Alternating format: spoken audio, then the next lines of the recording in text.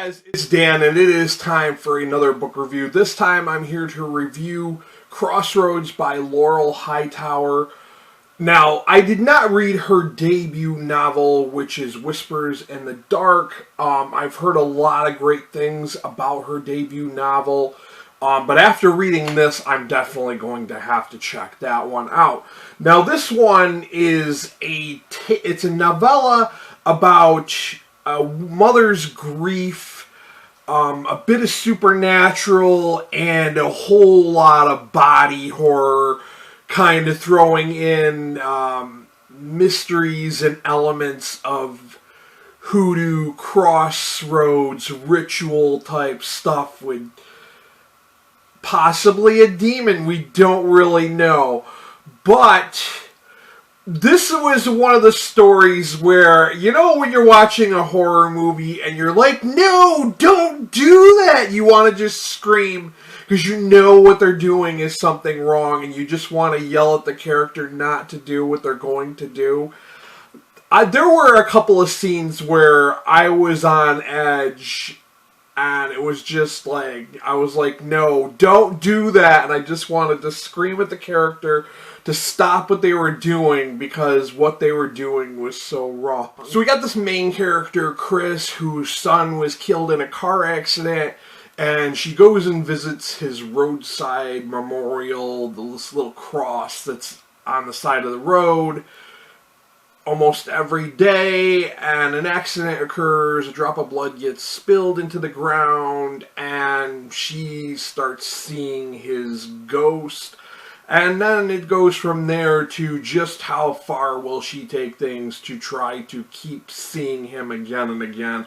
How far can she go to keep embracing the spirit of her long-lost son?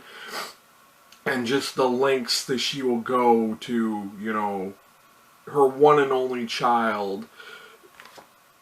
This is very well written, and if you're not familiar with Laurel Hightower from the Ink Heist podcast, she's one of the co-hosts, and I feel like she's always so insightful. She always knows the right questions to ask writers and authors on their podcast.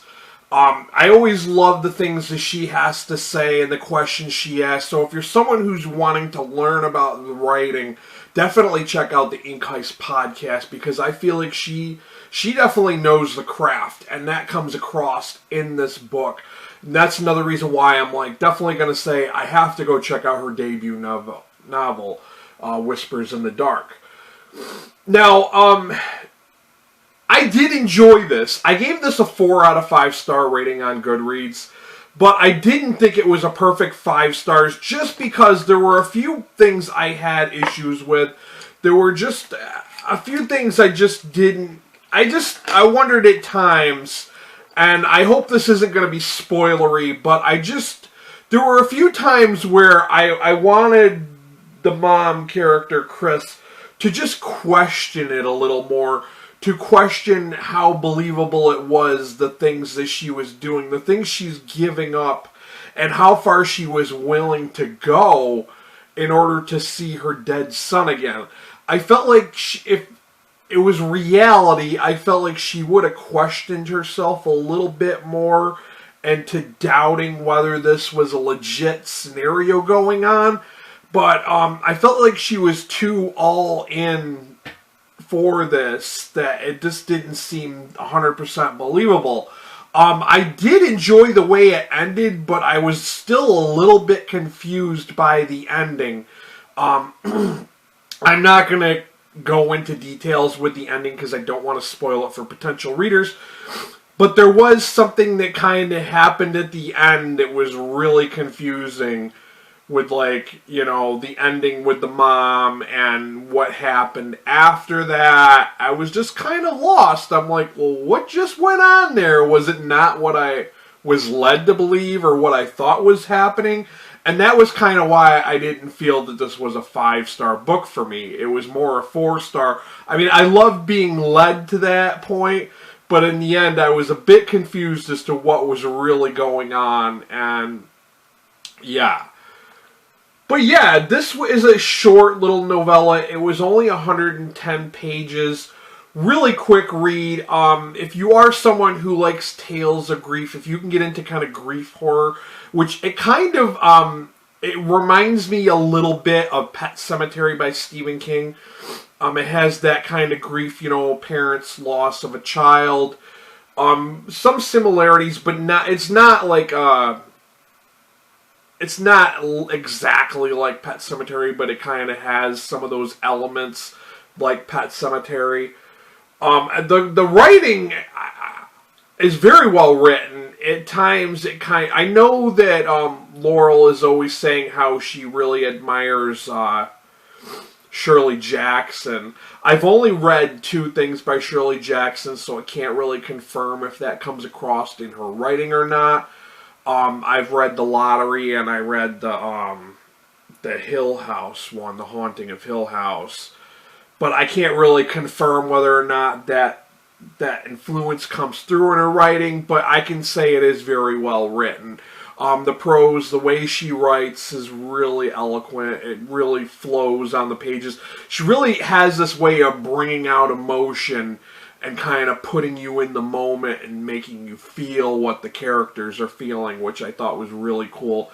And I know a lot of other people felt the same way. That's why a lot of people were like, yeah, I love this book, because she's really good at tugging at your heartstrings when it comes to the way she writes certain scenes. So really well crafted in that regard. I enjoyed it. I really enjoyed it. I gave it a 4 out of 5 star rating on Goodreads. I'm definitely going to go check out her debut. And, hey, it is worthwhile picking up if you are someone who's kind of into that supernatural kind of ghost. I guess she tends to write a lot about ghosts. I know she's got some other short stories that are in a number of short story collections that are just now coming out. I can't remember the names of all of them, but they are on my TBR list to read. For those of you guys in the U.S., I will have a link to Amazon to check this out.